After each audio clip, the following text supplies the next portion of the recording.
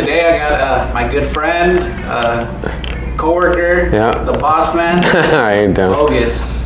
What's up, bro? What's up, my guy? How you been? Good, you? Yeah, pretty good, bro. Pretty good. Ready to get this started? Hell yeah, bro. Let's do it. So, let's start off with how long you been tattooing for, bro? I've been tattooing for about since 2011, I would say. So I don't know, 11 years, 10 years, 11 years. Yeah. And out of those, how many years were you tattooing? Let's say like at home or how did you start with that? So there's like a mean old backstory to it, but so in high school, dude, like I got introduced to graffiti from a good friend that actually works here, a fellow tattoo artist. That was like the first time that I kind of got introduced to like a true fucking like art form, right? Like where like I was passionate about it and all that shit, because prior to that I was just into sports. Like that's kind of my mom tried to kind of keep me out of trouble and stuff like that, so I always played like soccer and fucking basketball. Basketball was like my main shit, but I was more of an athlete. But you know, later on in high school, I had a good friend that I went to middle school with that fucking I had in class and shit, and that was the first time at hand that I had seen like real graffiti being done in front of me, like you know, like good shit, not fucking dumb fucking little writing on people's houses shit, you know, like good fucking graffiti. And so I got introduced to seeing some graffiti and stuff like that, and well, you know, I don't want to get too off topic, but that's kind of how I got into the tattooing, was from graffiti. Yeah, from graffiti. Yeah. Right. So having that homie, seeing him do his thing, eventually, you know, I got into the graffiti, and then a bunch of crazy shit happened, and then you know, I got into the tattooing. Right. From the graffiti to the tattooing. Yeah. Right. And then, how long were you doing graffiti for? Tattooing came in? Maybe from like about like 14 years old to about like 20, so maybe like 6 years. Which, you know, back when you're a kid, for like 1 year it's not like how it is now, where a year is just like boom, it's fast. When you're a kid, for a year it seems like 10 years, fool. So doing graffiti for even, you know, that little bit of time, it felt like a fucking eternity, right? But I did it for 6 years. You know, the first 2 years it was just kind of like trial and error. You know, I would paint little bullshit like in yards, and most of it was just tagging, like graffiti, like just tagging shit, no fucking bombs or any of that stuff. But I think when I turned like 17 is when it got more serious, and you know, we would take the bus and we go to LA, and then we fucking started dabbling into like, you know, like all these, you know, graffiti yards, and seeing all this crazy fucking graffiti that you never even knew existed, that you only fucking dreamed of seeing, right? And then you see it in real life, and it's like, holy shit, you know. And it's humbling, you know. You see it and you're just like, holy fuck, there's all these fools that are so talented, and you know, you're from your little city, and that's, you know, you could barely fucking hack it right there. You know, you could throw something up there, but how long is it going to really last for? But that was also, it was very motivating to want to, you know, eventually, you know, have a name there where people would go and they would respect you, and they wouldn't want to fucking go over your shit. They would see your shit and be like, oh, I'm not going to go over this fool shit, because he's going to fucking come back, he's going to fuck all my shit up. So, you know, kind of seeing that fool, kind of, you know, in a way, all that shit, like the sports, the graffiti, was in a way kind of building me up for the tattooing, where the competitiveness, for the competition, the drive, all that shit, the dedication, the consistency, the fire, the anger, all that shit was kind of building me into the tattooer that, you know, I am now, fool. But yeah, fool, like I would say the last maybe 17 to like about, you know, 20 years old, fool, was when I was doing pretty good graffiti, like pretty crazy graffiti, where it was like high profile. And you know, you could disagree with me, you know, but I would say for like, maybe it doesn't sound like a long time, but I would say for like a good solid year, fool, I was probably one of the top graffiti artists in LA, fool. Not best, I'm not saying the best, like talented, but I was up more than anyone, fool. I could say that for sure, bro. Yeah. You know, and people that do graffiti could fucking check that shit and see if I was lying or not. Like at one time I had the craziest fucking spots, shit that no one had, that people still to this year have never fucking hit before, shit that's still up there, like fucking 12, 13 years later, still fucking there, dude. So at a time, I had my little moment in the graffiti. But, you know, the graffiti is another animal, dude. There's so many people, not to compare it to tattooing, but with graffiti, dude, there's people that do that shit they'll die for it, fool. You know, they'll die for it. They don't give a fuck about getting money or being famous, fool. They're, you know, they're not pieces of shit, fool, but, you know, they're out there, you know, risking their lives for nothing, bro. You know, and a lot of these motherfuckers don't even have social media, fool.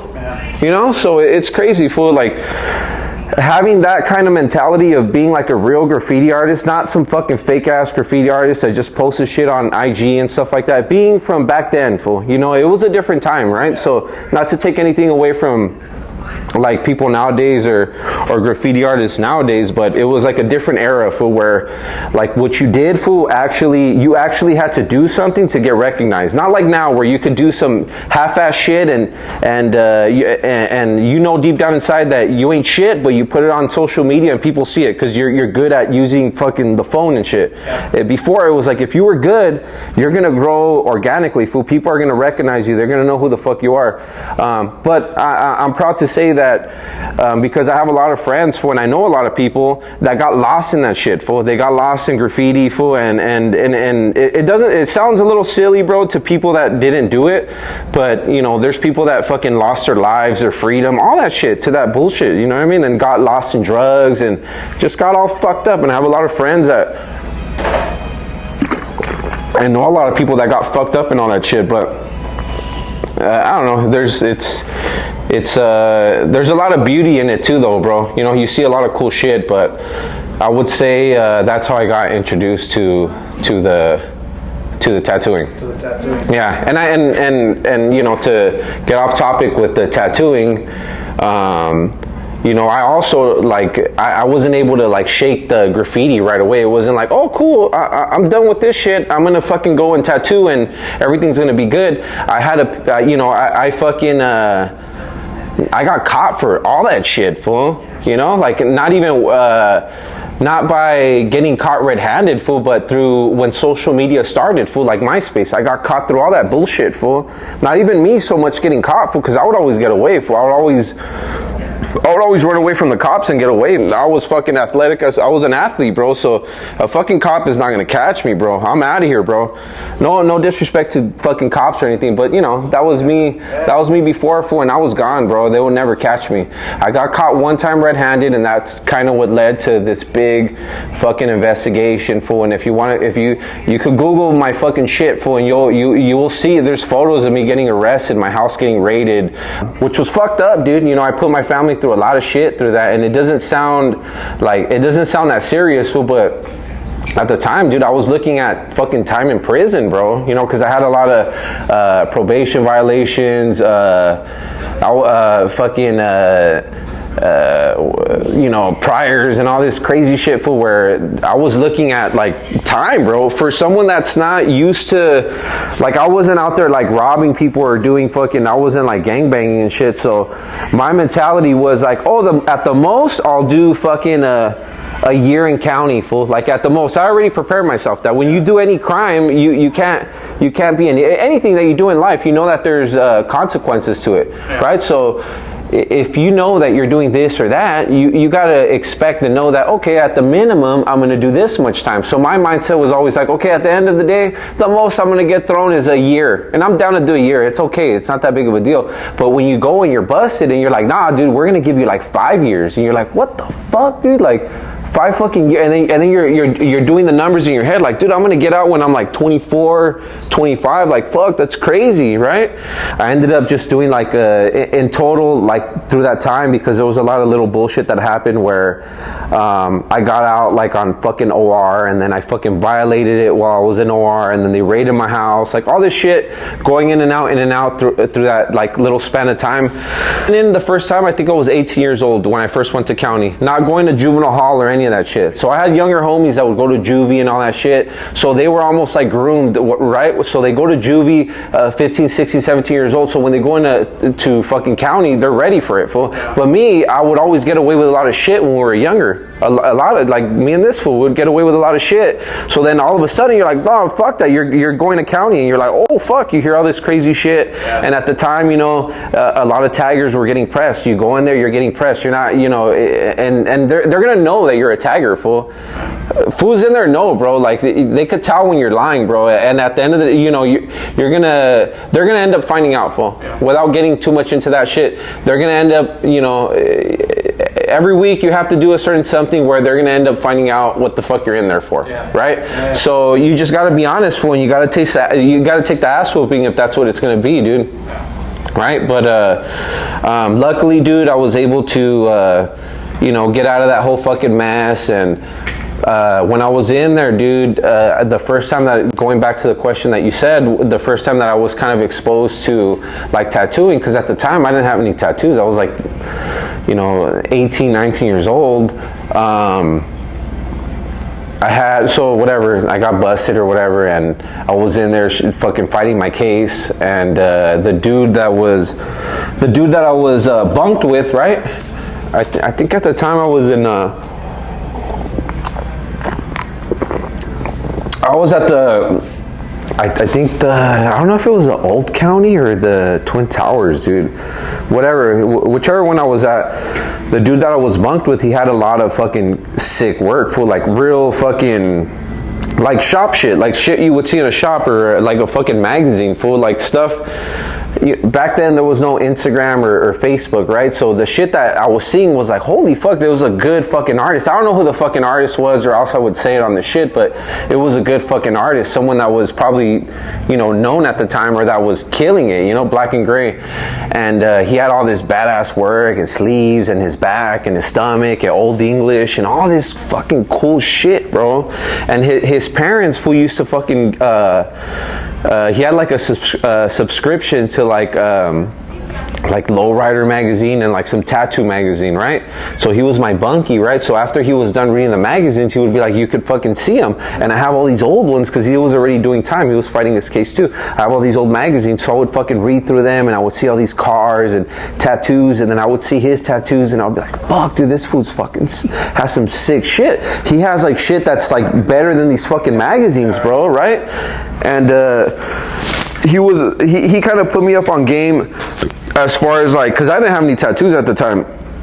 Back then, like if you were like a super like raw graffiti artist, the rawest form of like art was graffiti, bro. So me at the time, I remember having homies that were a little older than me. They're like, oh, I'm getting into tattooing, and I would be like, that shit is whack, bro. Like tattooing, bro, like that shit's not even risky, dude. There's like, you know what I mean? It was like that mentality of like a skater, of like a, you know, a tagger, of being just like of anything that you would do, there was like a risk behind it. The tattooing, for me at the time, was just like something that you could just go and do if you're good at drawing, or you whatever the fuck. You could go work at a shop and you just do it, right? But the graph was like just so raw that I just didn't really have any interest in it because it wasn't risky enough for me. You know, the reward the stakes weren't high enough, right? Little did I know though, right? But you know, seeing all that shit, I remember, you know, he would tell me like, yeah, dude, like I probably spent, you know, maybe $10,000 on all my shit. And at the time, I was like, $10,000 back then was like saying like $200,000. You know, this was 2010, 2009. That was a lot of money, bro. Especially for like a kid, you know, during that time, recession and all that stuff. That was a fucking shitload of money. I wasn't one of those kids that had a good job, or, you know, my parents had all this fucking fatty out where they would they would throw 10 racks around all the time for you don't see that type of money, right? So to hear that was just like crazy, fool. Like $10,000, bro. So whatever, I understood that tattoos were expensive. So like, you know, kind of sad, right? I like getting out of there. Like my biggest goal at the time was like, I want to get a tattoo. Like that was my biggest shit. Like I didn't know what the fuck I was gonna do when I get out. I just knew that I didn't want to go back there. I knew that jail was whack, bro. Like that shit was not where I wanted to be. There was nothing there for me, bro. Like I couldn't, like there's really cool people in there. There's really talented people, but that shit is not for me. You know, I'm not from a fucking neighborhood. Like I just can't get used to that type of stuff. I like being out here, fool. Right? Right off the bat, the first thing. Right off the bat, I just knew I wouldn't stress box or anything like that. I wouldn't be all fucking and I would do what I had to do and whatever the fuck. Whoever sees this shit, if you were ever busted with me, you could see, you would know what type of dude I was when I was in there, fool. You know, and I have fools that follow me on IG that I was busted with, and they know, they could vouch for this fucking video that they'll see of the type of dude that I was when I was in there. I'm not saying I was not this crazy dude, but you know, whatever. You got to do what you got to do, bro, right? And so whatever. I was in there and shit, and I got out and I wanted to get a tattoo. That was like my thing. I want to get a tattoo, and obviously I want to get a job and all that shit. So when I got out of fucking jail, How long were you in for that? Like a year, bro, right? Like a year off and on, like 6 months, and then I got out for like a month. They raided my house like another 6 months, right? So it spent like a whole year in there, right? I get out of whatever, I get out, right? And you know, I can't live at my mom's anymore because I disrespected the house way too fucking much, and it wasn't so much that they kicked me out. It was just me more like I felt bad that I fucked up my parents' relationship. My parents were always good, bro. They always tried, you know. Parents that fucking come from Mexico, they're new to this country, fool. So they don't, everything that they're fucking doing is trial and error, bro. They don't fucking know society, fool. They let you go out, they let you wander the streets, fool, but they don't fucking know what's out there. You know, I remember my parents would invite certain homies that lived in my neighborhood to come over, and I would be like, I would look at my mom like, why the fuck did you invite this fool over? Like, this fool's crazy, dude. You know, but she would just see good in everyone, dude. And then there I go walking to school with this crazy motherfucker that's up to no fucking good, right? But that's just kind of how it was, right? So I had messed shit up there at my house, and you know, I had kind of decided that like I couldn't live there, right? My sister offered to let me live with her. At the time she's 4 years older than me, so she was maybe like 24 or 25. And this is like 2009 or 2010, I don't know, like during that time, like shitty recession time, like 09, 010, or 2011, I was living there, and my sister's like, you can't fucking live here, you gotta do something. You're not just gonna live here and hang out with your friends and have your friends over and all this shit. Like, you gotta do something. You're gonna go to school, you're gonna get a job, you're gonna do something. So at the time, because of the recession, I couldn't get a job, and then I had, at the time, like the fucking graffiti was a felony, so I had got caught a lot of times, bro. So you know, I couldn't get a job, not even fast food. I think I even applied like a fast food job, and I fucking couldn't get one. So I started going to college. I was going to Cerritos College, and I was going there, and you know, people always ask me like, or would ask me back then, my family members, like, what are you going to school for? And realistically, I wanted to go to school to be a fucking lawyer, bro. I got that idea of being busted, fool, because I was fighting a case. Right. So when you fight the case, you're going to court all the fucking time, and you see all these fucking lawyers, right? You see shitty lawyers, paid lawyers, all this stuff. And I remember I seen like a Hispanic lawyer that I could kind of relate to, right, like a street dude. And I remember seeing him, bro, and he had like this aura to him where he was just like bigger than life type of dude, and he was helping some dude fight a case, and I was just like, damn, dude, like this fool's badass, dude. Like, he would talk to him like a homie and all that shit, and I was like, dude, this is fucking sick. Like, this dude's like a dude from the street, but he's helping people out that probably really need a shot to get out of here, right?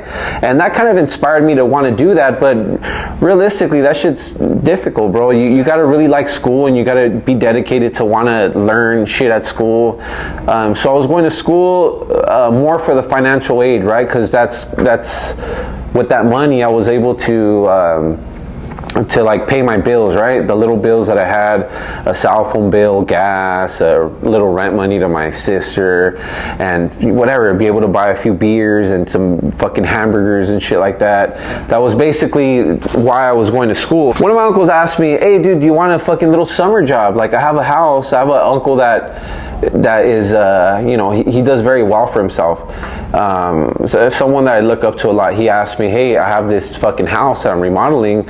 I'll pay you so much a day if you could paint and do this and that. I always did a little bit of construction with one of my other uncles since I was like, like fucking 8, 9 years old. So I knew a little bit of shit, paint and a little bit of plumbing, just little bullshit. So I was working there, and he had a huge house, right, that he was gonna rent out. So I was like painting, and like I did like a little bullshit epoxy like in his garage, and faucets and door handles, and taking off like popcorn ceiling, just little bullshit. Yeah. And it was like a whole summer. It lasted like a whole summer. So during that summer, he was paying me pretty good at that time, right? Like for that time, it was a lot of money, the most money that I had probably ever made. So with that money, the first amount of money that I got, I fucking fulfilled my fucking jail dream of getting a professional tattoo. So the story with the tattoo is I didn't know anyone at the time that knew any tattoo artists. None of my homies were tattoo artists. I didn't have that luxury where I had an older homie that was a sick tattooer. I didn't fucking know no one, bro. So I was just looking in random places. I went to like a few bullshit ass shops, and it was just shitty work that I was even like, what the fuck is this, dude? Like it was just not good work, right? Early on, you could just see it. I could just see it, bro. And that's one thing that I think that I've always had like a good eye for, is I might not be the best artist, but I've always had a good eye for what looks good. Back then, you know, that's something that helped me a lot, was being able to critique my own work and be like, this shit's whack, dude. What the fuck is this? And knowing right away, like as soon as it was done, I would take the picture and be like, this shit sucks. Yeah. And not like, because all my homies around me, I had a lot of support because I was a good graffiti artist. So I had a lot of people that would just naturally just like flock to me nicely, like, oh cool, but it wasn't cool, bro. It sucked. But that was something that really helped me, is being able to be super honest with myself and knowing when something wasn't good. Hit up a homie, or a super random homie, and he's like, oh, one of my homie's older brothers, he tattoos or whatever. And I was like, all right, well, cool. You know, I couldn't be like, oh, let me see his IG or his. There was nothing, fool. Yeah. So I'm like, okay, where does he tattoo at? Oh, he tattoos at his house in Bell Gardens. I was like, all right, cool. That sounds fucking promising, right? My homie was vouching for him, so I was like, all right, well, I'll fucking go check it out. So I got the dude's number, and then. You know, I fucking showed up, and the tattoo that I wanted to get, I don't know if I ever showed it to you, but it was like the fucking pieta that everyone gets, right? Yeah. But at the time, you know, that shit was like, I had never seen it, fool. So at that time, that shit was so sick, bro. The homie had it on his forearm, and I was like, damn, that shit looked fucking bad, bro. At the time, no one had it. Like now, it's like a tribal tattoo now, right? Everyone has it. Yeah, bro. But at the time, like, not a lot of people had it, so.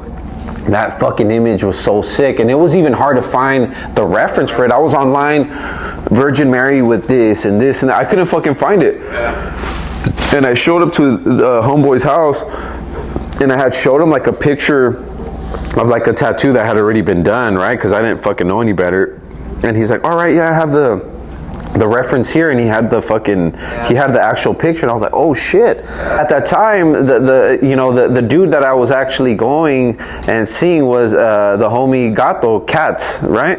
Cats 10 on IG, but that was a homie that I fucking at the time he was young too, bro. We were both very young, but he was already had his feet in the tattoo industry, and he was already fucking good, bro. At that time he was young, that fool was good already. People already knew who he was, and he was doing fucking good work, and it was pretty cool because I got there and we had very similar story, very similar story. We grew up in the same kind of neighborhood and knew a lot of the same people. He was a little older than me, but it fucking inspired me to be like, fuck, like if someone that came from the same environment that I came from is able to do this shit, but maybe I could do it too, right? Got the tattoo, and I was like, fuck. Like, I was like, yeah, like every fucking new artist, like a client, right? I was like addicted. I want to get another one, and I want a sleeve, and I'm thinking, oh, how would I look with my chest blasted? And you know what I mean? All that shit. And the homie was like, yeah, fool, come back and this and that and whatever, and I would set up dates to fucking get tattooed and stuff, or whatever. I would save up money and set little appointments to get tattooed, and I was addicted, bro. And at first it wasn't so much that I wanted to tattoo, it was just I wanted to be tatted, bro. I wanted to get tattooed. But the more that I would go, the more that I would obsess about it, bro. I would just think about it all the time, and I would want to try to do as much research on it as I could, but there wasn't a lot of information out there, and I didn't know fucking no one, bro. I didn't have a homie, this, that, my brother, this shit. I didn't fucking know anyone, bro. So I was like, that was the only tattoo communication that I had was him, right? So then I started doing a little bit of research on my own, like whatever I could do at that time. And when I would go and get tattooed by him, I would fucking pick his brain, and I would ask him, oh, what kind of machine is that? What kind of needles is that shit? And I would fucking like just memorize it. Oh, he said this and this, and I would go home and I would try to like do research on the computer, but there wasn't a lot of shit out there, fool. So it was like bare minimum shit that I was fucking figuring out, right? And the more I would go, the more questions I was asking him, the more that he fucking knew that I wanted a fucking tattoo, right? He caught on, bro. I was asking fucking dumb, oh, what kind of mag is that? Like, who the fuck, what kind of customer is gonna ask that, right? So then he kind of was like, oh, you're trying to learn how to tattoo or what? And I'm like, well, yeah, you know. And then I was like, well, fuck, I could give you some advice, I could get you started. And he kind of got the ball rolling for me, and he fucking sold me my first machine. And then I think I pulled up one time. He was working at a tattoo shop, and Nuclear came. You know how they come in the bus or the van and shit. And he helped me buy some supplies. And fuck, dude, I didn't know what to buy. I didn't know tubes, or I didn't know shit. And he fucking helped me buy my shit. Whatever, buy this, buy that, whatever. But prior to me I didn't wake up one day and was like, oh, I'm gonna buy some fucking machines. Well, I was busted, dude. A way that I would fucking like make money in there and shit was with drawings, fool. I would fucking draw and cards, and I had good handwriting and letters and shit like that. And even like hand poking, because they would see the lettering that I could do, so they'd be like, are you down to fucking do a little hand poke tattoo? And I would fucking try my luck with it, and that's kind of where I got some exposure to the tattooing, right? And while I was getting tattooed and working with my uncle, dude, I would just draw at home every day, because I knew that the fucking job was gonna eventually end, right? So I was already preparing myself to like, I want to get into this shit.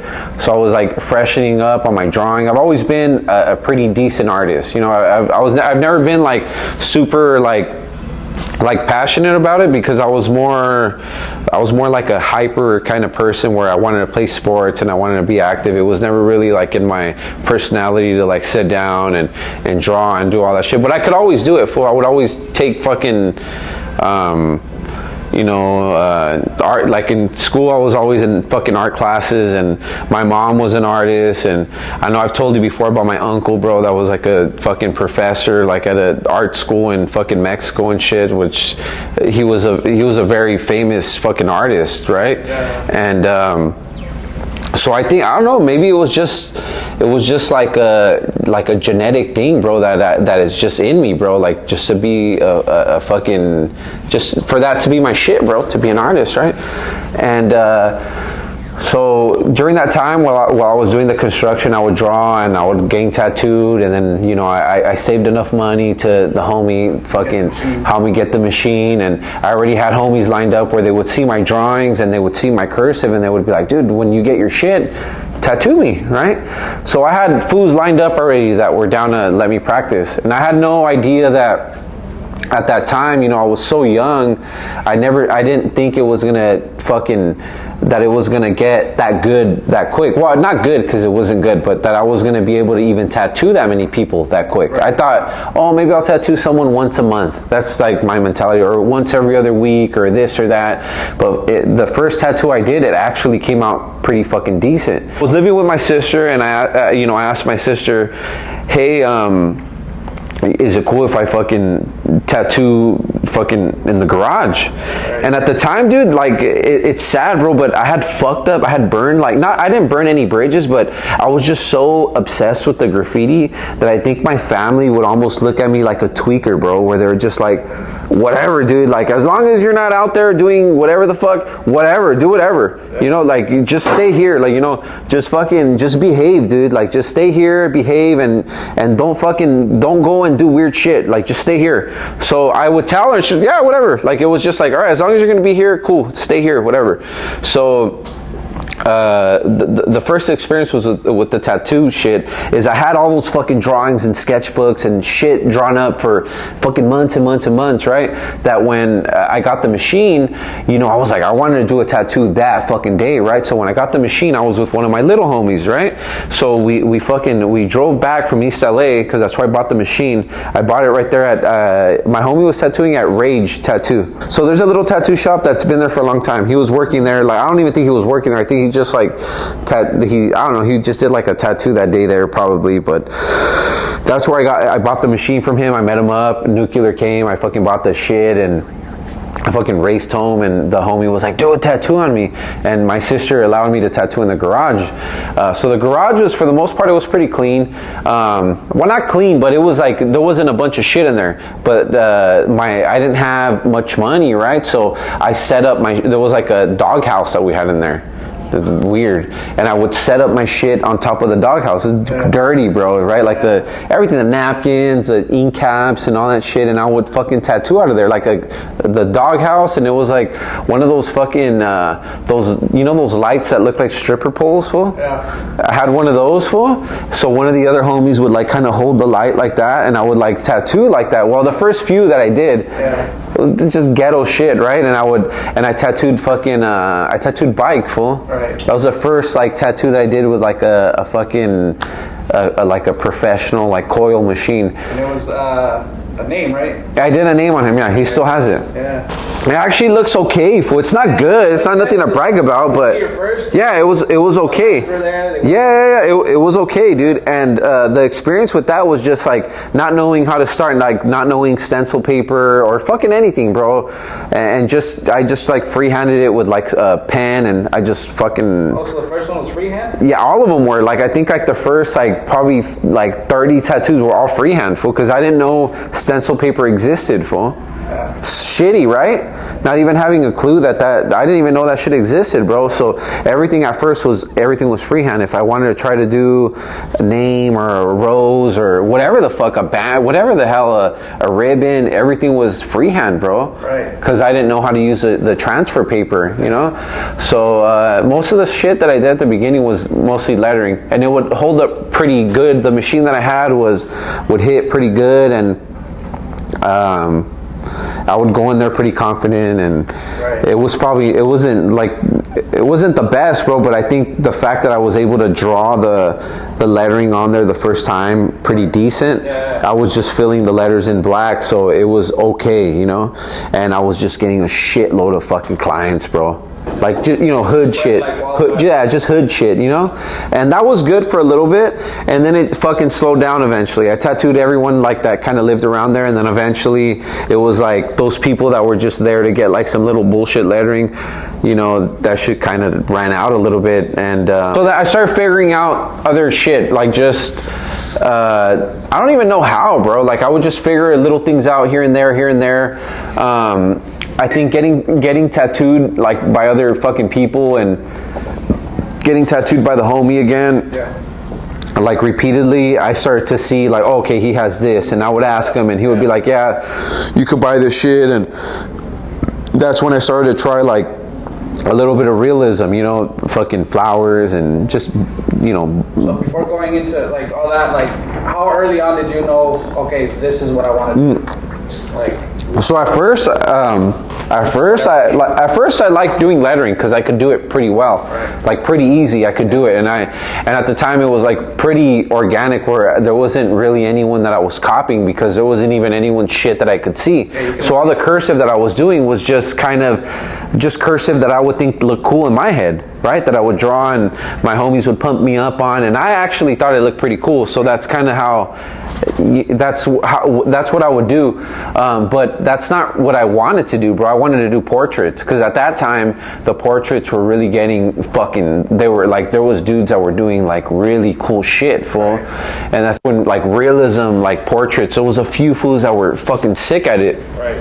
So I think at that time, a lot of artists, like, that was kind of the goal, is like, fuck, I want to do realism. So that was my goal. Fuck, the lettering was cool, but I didn't want to be like a lettering guy. I wanted to be a black and gray realism guy, right? So were a lot of people at that time just coming to you for a lot of lettering? Well, yeah, because, you know, no one's going to trust me with a portrait, you know, but, you know, you get people every now and then, or even homies that were just down to let you do whatever. And I was fortunate to have that, because I started at a young age, where if I wanted to try this or that, I would always have a homie that I could call and be like, hey dude, let me try this, let me try that. And I would do that shit. I would tattoo a lot of my homies for free, bro, for years, dude. And that's why if you see a lot of my friends, dude, a lot of old friends, they have a fucking shitload of work, bro. Shit, and they were so down, bro, where I would be like, I want to try a neck, and they would let me do neck and all that. So they got a lot of tattoos, bro, and it's crazy because they probably didn't even want that shit, but they just supported me so much, and they had a lot of love for me, and they would allow me to do shit like that. So I know there's a lot of artists even to this day that have been tattooing 10, 15 years, and they're like, oh, I've only done a handful of necks, I've only done a handful of heads. I've done a fucking shitload, bro, like their forearms, fool. I've done a fuckload. You've seen me, bro, and I'll bang it out. Yeah, I'll bang it out like nothing, bro. I'll do it, not like nothing, because it's very difficult, but I could do it quick, because I don't look at it as like, oh my god, yes, it's difficult, but I've just done so many of them where I could just do them, bro. You know, dark skin, light skin, fucking crocodile skin, I'll do it, bro. I don't care who it is, dude, I'll do it. And that's just because I've done it so much, and I did so many shitty of them like back then, that I think now it's just another piece of skin, bro. Well, I mean, I've been here where, you know, most people, when you hear like, oh, I'm gonna get my neck tattooed, some artists are like, yeah, you know, I'm gonna struggle today, but I've been here where you hear like, oh, I'm gonna do a neck today, you're like, or even trying to persuade them to get their necks, you know. And it's kind of cool because you want to do it, versus there's some artists that they don't even want to tattoo. Like, they're just like, they don't want to do it. You know what I mean? Because it can be stressful. Cada quien, you know, whatever. Some fools don't like doing it, some fools do. I rather do a neck than do a chest, bro. I rather do a head than do a chest. You know, like I rather do those body parts, because the chest is just difficult for me. The skin sucks balls right there, like really bad. But yeah, fool. That's kind of how I, going to your question or whatever, that's kind of how I got into the tattooing, what style or whatever the fuck that I wanted to do was just, there you go, I knew that I wanted to do realism, fool.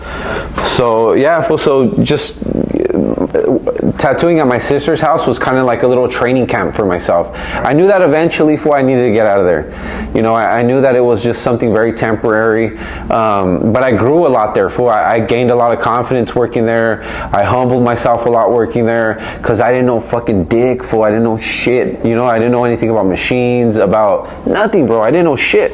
Everything I was doing was just like trial and error, and like really fucking bad, fool. I've told you a lot of stories, fool. I popped coils, fool, while tattooing people. It just pop, you know, like all kinds of fucking nasty shit, you know, like, and just having to deal with it, fool. But it makes you a stronger artist, fool, you know. But yeah, I went through all that fucking shitty stuff, and that's kind of what I did there. That's what I learned working with. The first 2 years of your tattooing career, so now let's, how did you get into your first shop? How did that come? So, you know, working at my sister's house or whatever, tattooing out of there, I got like kind of decent, right? Like my work at the time was like decent enough to, you know, probably work at a shop. Actually, it was okay to work at a shop. I felt like I had tried like a year prior, because I worked there like 2 years. So the first year after, you know, working there, I had went and I tried to get apprenticeships and all this bullshit, and everyone was just like a fucking dick to me, right? And it didn't work out, and I knew that the apprenticeship part, it was just not going to work for me, because I just, like, with my personality and stuff, I just knew that it was just not like the thing for me. But did you try? I tried it, yeah. I had tried it like a year into tattooing. I had tried, and my shit fucking sucked, fool. So like I would show up, and then like I would get to the shop like, yeah, I'm gonna show them my portfolio. And then when I would get there, I'd be like, fuck this shit. You know, I would almost want to throw it in the trash, fool. And I would talk to them, but it just didn't seem right. It just didn't seem like that was like the right kind of thing for me. So, you know, tattooing out of her house, you know, after the second year of tattooing, I had gotten like decent enough where like my lettering was actually pretty good, fool. My black and gray was okay, but it was decent, fool. My lettering was pretty good. So I had drawn up a pattern for a friend of mine that I was actually busted with, right? I was busted with him. I kept in contact with him. When he came out, I tattooed him. I did a drawing for him that he some lettering that he wanted. And I tattooed it on him, and I had a printout of it. At the time, I didn't have a printer at my house, so luckily I had like a Kinko's or something like down the street from my house. So whenever I would fucking want, like, someone tell me like, oh, I want to get this, I would go over there and I would print out like 10 sizes of it, hoping that when they came, one of those shits would fit. Right. And they usually would, and I got really good. That's how you know when sometimes I don't even have to meet the person. You'll see sometimes if I get here early, I'll do the fucking stencil and I'll get that shit on the money, bro. When they come, I won't even have to know who the fucking person is, who the fuck they are. Though, if it's going on their neck or hand form, I'll stencil it and I'll fucking kind of I'll be pretty accurate, bro. Yeah. You've seen me. Oh, yeah. And so I got pretty good at kind of guessing more or less like how each fucking limb of the body fits and stuff like that. I had done that fucking tattoo on the homie, and I had a printout, that leftover printout, like a big one. The next day I tattooed some random guy. He seen the printout. He was like, dude, that's sick. Like, can I show my neighbor this shit? He'd fucking like this. And I'm like, yeah, go ahead, whatever the fuck, whatever. He took the fucking drawing over there, and a drawing that I had done, like what lettering that I had done. And they showed the fucking neighbor, and his neighbor, he's like, hey fool, can I get my neighbor your number? And I'm like, yeah, I thought he wanted to get a tat. And then the neighbor calls me and he's like, hey, what's up, dude? Fucking whatever, you know. I seen your fucking work. At the time, Instagram was out now, you know, like this was 2 years into me tattooing, and it was like 2 years into tattooing, Instagram was out and shit, and he was like, hey dude, you know, one of my friends, you know, he has a tattoo shop. You should try, like, maybe I could hook you up with like a fucking little interview or something, you know, your work looks pretty decent. Maybe you could try working there. And it was, you've seen him here before. He's came here before, a homie Sweeper. Yeah. Yeah, I don't know if you've seen him before, but yeah, he hooked me up, man. And yeah, I'm very thankful for that, man. He connected me with Drew, that he owned No Regrets Tattoo, and yeah, man, I went over there. I was fucking nervous, bro. You know, like, you know how that is, bro. Your first shop, you're going into there, and you're all vulnerable and shit. And he took a chance on me, bro, and he let me work there, and you know, he had a fucking shitload of experience, man. You know, he had been tattooing for a long ass time.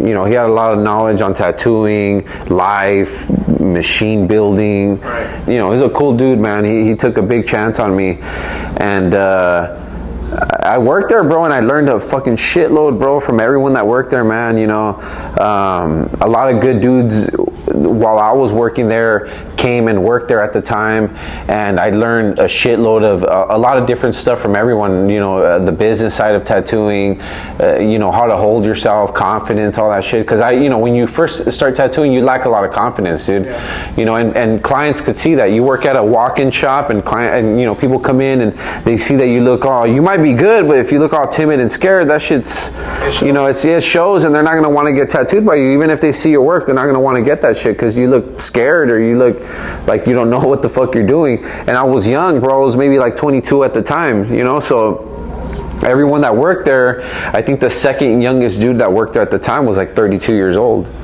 You know, so there was a big age gap in everyone there. So when I started working there, man, my mentality, bro, was like of a kid, full of stupid, bro. I you know, partying and you know, just being reckless a little bit still, and my priorities were always good. For as far as tattooing, my focus was 100% tattooing. I would work 6-7 days a week. You know, that's one really cool thing that the owner of that shop, he really kind of put it on me, is like, hey, you know, I want you. He didn't give me no fucking rules, nothing like that. It was just like, for the most part, just be clean, do good, you know, hold yourself good, you know, just you know, try to come fucking as much as you can, or not as much as you can. Well, he would be, if you want to miss 100 days, you could do it, but you know, you're gonna pay rent and shit. But so going he would right away. But he would really push me to, not push me, but he would be like, hey, dude, you should at least be here on the weekends and a few days during the week. And because I felt that because he took the chance, you know, to let me work there, I felt like I kind of owed it to him to kind of prove to him that, you know, I was gonna do something good with myself, you know, working there, you know. So I would work 6-7 days a week. I would always fucking be there. I would always be there. He would work a lot too, bro. That's where I learned that work ethic too, because I had prior to working there, I had no one to compare myself to. I could never be like, I'm busy, I'm good, I'm this, I'm that. I didn't fucking know, because there was no artist that I knew that I worked with, that I compare myself to, right? So I would just see that he worked really, like, he would work a lot. He was a hard worker. So I would try to just be there as much as he was, right? And you know, I worked there for about like 2.5 years. I learned a lot of shit working there. You know, I got to work with the homie Randy that worked there. He was fucking probably one of the best tattooers I probably ever worked with, bro. Like, super fucking talented dude, man. Super humble. Just like a badass dude, man. I learned a lot of shit from him. Right. The owner of the shop, Drew, you know, Rich Martinez had worked there for a little bit. I learned, you know, I've talked to you about that. I learned a lot of shit from him, bro. He was a fucking, he had worked in this area for a long time, bro. A lot of people knew who he was. So the fact that he went and worked there while I was there was fucking sick, bro. I was learning from some of the best dudes that were probably working in this area at that time. Some of the best dudes, because there was a lot of other good artists that come from Pico and Whittier, but some of the best dudes that worked in this area at the time were working at that shop, and I got to learn a shitload of stuff. So you know, I worked there for a few years, and you know, I met Joanna while working there, and you know, she was kind of like, you know, kind of barely getting into like tattooing. She was apprenticing at that time, and we started dating, and then, you know, we found out we were gonna have Matthew, and kind of had to make a decision at that time.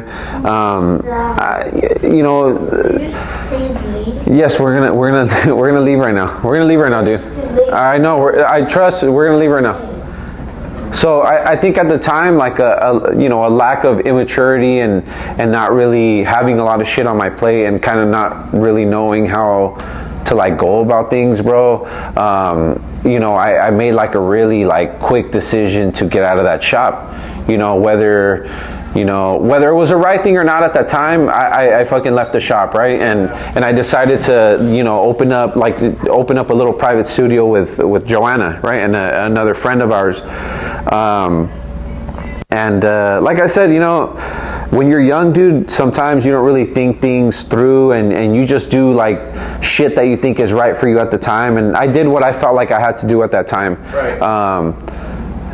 And you know, I did my shit, and you know, I opened up my little fucking private shop and worked there for a few years. And well, because before you made the transition, like you and Joanna weren't tattooing together, right? No. She was working at a shop, and I was working there, right?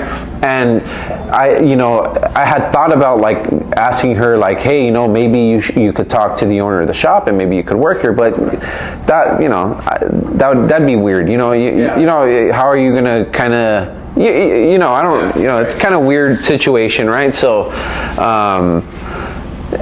you know, I decided to fucking to leave the shop, Do your own thing. and do my own thing, right?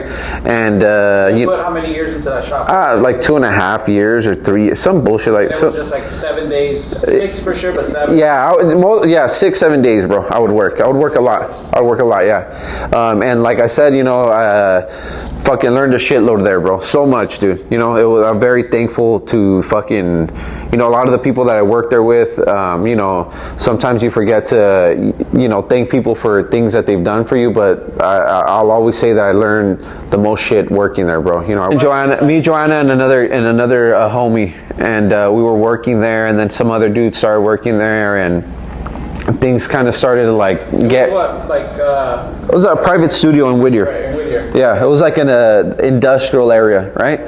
So to be straight up, dude, that fucking studio, we didn't have a license to fucking operate that type of business there, so we were just doing it like that, fool, like fucking a la brava, you know, just fuck it, you know. Did you guys get a lease or it was just? Yeah, it was like a 2-year lease. So we're working there, dude, and it just started to suck, bro. Like the building kind of sucked, and the location sucked. The actual place was really cool, right, but just like we didn't have AC, and like the parking was shitty, and people go and it's like, what the fuck is this? From the outside it looks like a factory and shit. It just doesn't look professional, right? Those are always like the deal breakers. Yeah, bro. So like you can't really, like you could be really good at tattooing, but people kind of see that sometimes and they're kind of turned off by it. Like, what the hell is this? Maybe you come in on a hot day, there's no AC, and you know they're typically here for. And you know how hot like I get, bro. So you could just imagine. And I was like a mean fucking.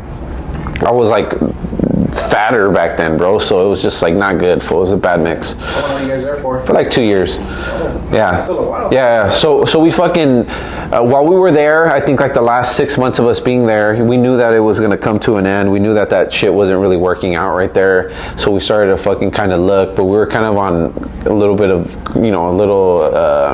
Time crunch. Yeah, time crunch, you know. So at that time, for when we opened up that shop, a lot of good shit was happening for us financially. I had gotten an opportunity to buy like my first fucking home, right? With one of my homies, he had hit me up, and we did like some partnership shit, and we bought a duplex together, right? So we're something always in your plans was to. Oh hell yeah, bro! Hell yeah, fool! Yeah. One thing, dude, is I like my parents.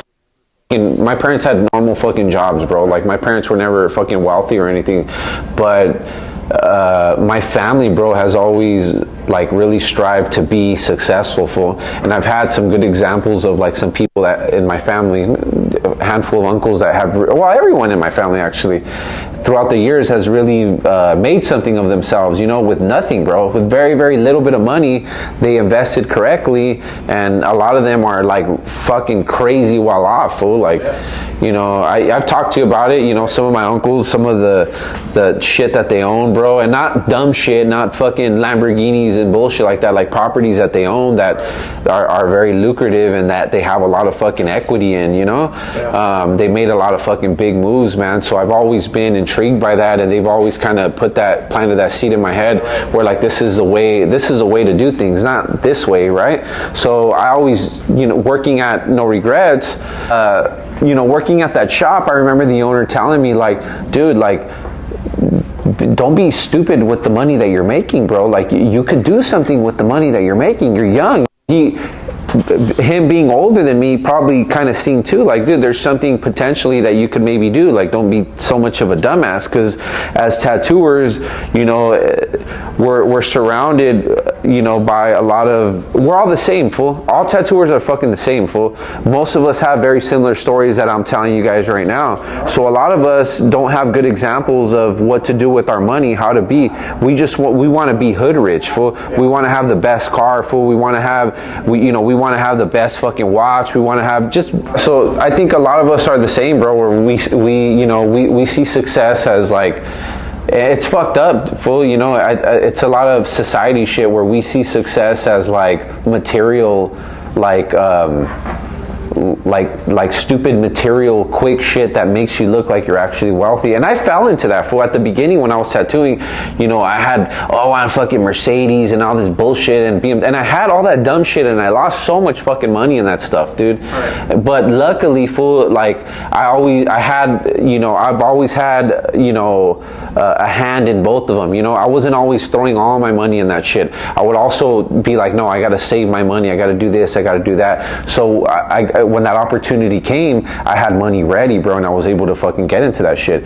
And that shit created something where I got into that property, and I was like, oh fuck, like in a few years I made so much, I have so much equity in this home, and you know, I'm paying very little to live here. You know, I saved up more money, and me and Joanna bought a property of ourselves, like just me and her. We bought another duplex. Right? And then, you know, fast forward recently, a year ago or whatever the fuck it was, we bought another fucking property, you know, and it's just something that we want to continue to fucking do, and that's just a part of, before like when you first started working here, I would obsess about properties, like I wanted to have so many. Now I don't really think that's like what so much that I want to do, because it's stressful having to manage that much shit and being liable for so many things. Yeah. But it is something where my goal is to maybe have like 5 full, and have them paid off by the time I'm like 45. You know, I don't need to have, before I wanted like 30 of them full, but I don't want that no more, because it's too much full. I want to enjoy now having another kid and all that shit. I want to enjoy more of my life. Well, I don't need to, like, I don't need to be like that wealthy full. You know, it's not, that shit's not gonna bring true happiness for me. It's never, you know, gonna be enough. It's not, yeah. And before I was like, oh, I want to make, you know, this much of money and passive income every month, and it was like a ridiculous amount of money that a goal that I had. And now I just think it's like stupid. It's cool. It's, if you can do it, more power to you. But if you're gonna do it organically without any help, and if you come from the same kind of background that a lot of us come from, it's very fucking difficult, fool. So a lot of the shit that, you know, that like we see as artists, like you see all these people doing this and that, a lot of times, bro, like that shit isn't even true, bro. You know, I'm not here to talk bad about anyone's shit, but you know, like I've always told you, and I tell Joanna a lot, like, stick to your plan. Whatever if it's little, bro, stick to your fucking plan. That shit'll be big one day, fool. When me and her were stacking our little chips, bro, it was always little, bro. It was nothing, fool. It was this, it was that, it was shit, fool. It was nothing. But look at what I'm not saying that it's all big, but look at what it fucking grew to, fool. A little bit of this, a little bit of that here and there, a lot of dedication, and it wasn't much when look at what it amounted to. I know people that make fucking 10 times more money than I do, fool, and don't have as much to show for, you know? The consistency, fool, and the dedication and the drive to the goal that you want, even if it's little, that shit's always gonna be like the people out there that you see doing this and that and doing all this crazy shit. If it doesn't make sense, it's probably not true, bro. You know, and that's one thing I've learned, and I've always, like, I know a lot of people say, oh, I'm in my own lane and all this shit. I've always been in my own lane, bro. And that's something I learned working with some of the older dudes that I worked with. Don't fucking worry about what this or that was doing. You know, most of these, I don't want to get weird on this, but most of that shit is not even real, bro. You know, like, you got to stick to your own shit, and I've always been a true believer in just sticking to your own fucking, you know, whatever you believe in and whatever you want, stick to it and just make it happen, right? But that's always been a big goal of mine with tattooing. Is I know that being, I think, from like you know, the little bit of money that I was making and stuff like that, and seeing a lot of the people that I tattoo, that I know that they work fucking hard they work very hard for their money, they save their money to come spend a good amount of money here. I feel like I owe it to them not to fucking throw that shit away and be a fucking lame with it, you know what I mean? I feel like I owe it to people that support us is to do the right thing with the money and be like, damn, dude, like, this motherfucker did something with himself. He's fucking successful. He's not just a little fucking dickhead, you know what I mean? Right. And I don't know, I think that's something that a lot of tattooers are starting to realize, well, like, what have I been doing for the last 10 years? Like, what did I do with my money? And there's motherfuckers, you know it, bro. There's fools out here making crazy, not to put it out here, but there's fools that make crazy amount of money, bro. And it's like, what do you do with your fucking money, bro? You know, but, you know, that's a whole other fucking video we could talk about. But that's always been something that I've been interested in, is investing in real estate and, you know, fucking Roth IRA and all that bullshit that I've been doing for long, and that all you guys do here. Everyone that works at the shop either owns a home or is on the way to buy a home, and that invests in some type of retirement. Fool, that I've always stressed to everyone that works here. Everyone here, including my assistant, my brother, he fucking, you know, he's invested in real estate, you know, all that shit, you know, and I think it's something we all have to do, fool, you know?